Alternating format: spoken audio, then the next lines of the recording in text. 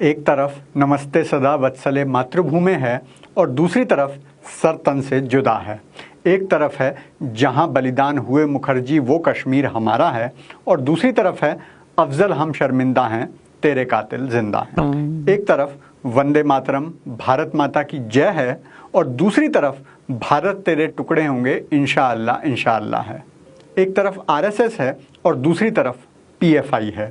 लेकिन पटना के एसएसपी मानवजीत सिंह ढिल्लों कह रहे हैं कि पीएफआई के आतंकी गला काटने की ट्रेनिंग वैसे ही दे रहे थे जैसे आरएसएस वाले लाठी चलाना सिखाते हैं।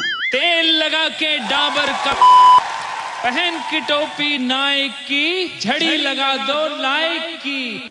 हेलो और नमस्कार मित्रों, कल के एपिसोड में हमने देखा था किस तरह मिशन 2047 के तहत देश को शांतिप्रिय देश बनाने की साजिश को अंजाम दिया जा रहा है। प्रशासन से लेकर खुफिया विभाग और नेता से लेकर जनता, सबके होश उन आतंकियों की तैयारी को देखकर उड़ गए थे।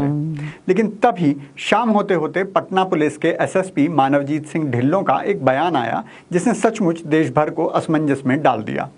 खुद ही सुनिए क्या कह रहे हैं। तो अनुसंधान बिल्कुल प्रारंभिक स्टेजेस पर है। जो पता चला कि ऑर्गेनाइजेशन बेसिकली मोबिलाइज करती थी, मस्जिद में और मदरसा में यूथ्स को मोबिलाइज करते थे और कठोरता की तरफ, जिसको हम अंग्रेजी में रेडिकलाइजेशन बोलते हैं, उसके लिए ये लगातार कार्यशील थे।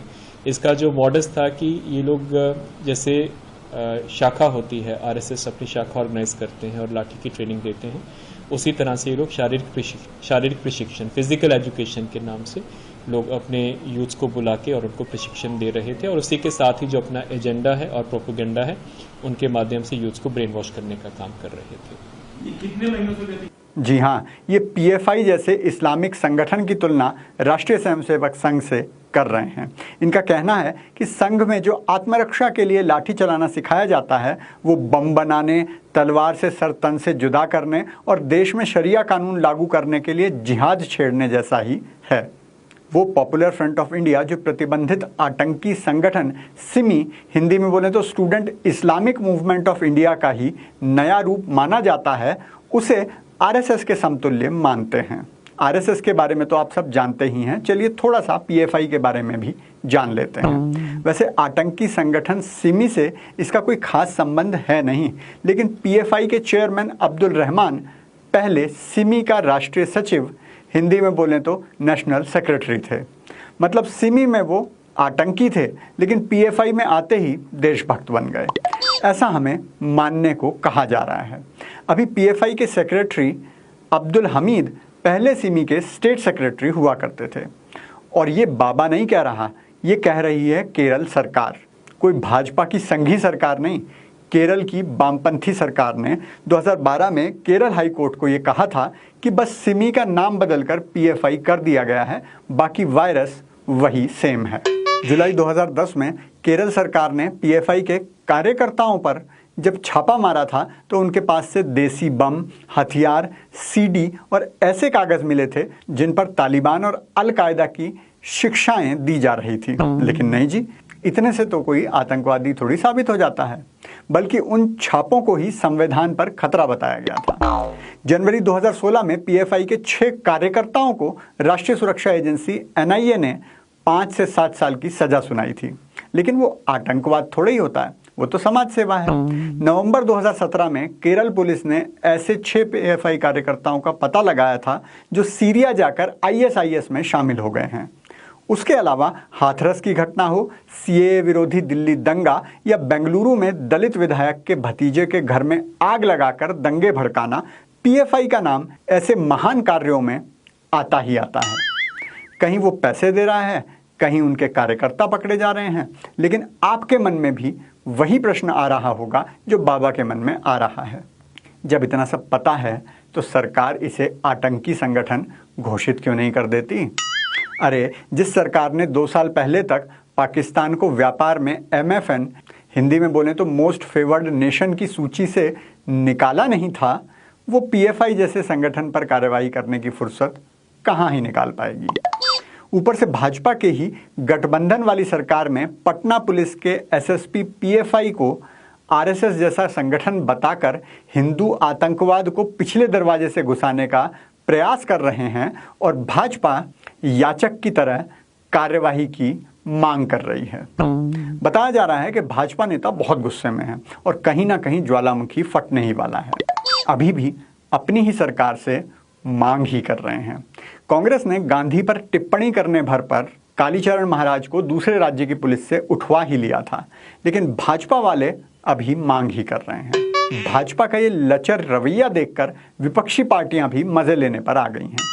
पढ़े लिखे नेताओं की पार्टी राष्ट्रीय जनता दल कह रही है कि एसएसपी साहब सच तो कह रहे हैं, संघ ट्रेनिंग के नाम पर घृणा फैलाता है, दंगे करवाता है, मॉब लिंचिंग करवाता है। वहीं एनडीए में ही भाजपा के गठबंधन में साथी जीतन राम मांझी की हम पार्टी के प्रवक्ता दानिश रिजवान कह रहे हैं कि भारत को इस्लामिक राज्य बनाने की बात करना अगर अपराध है तो हिंदू राष्ट्र की बात करना अपराध क्यों नहीं है। अब आप सोच रहे होंगे कि दानिश मियां को ये बकवास करने की हिम्मत कहां से आई।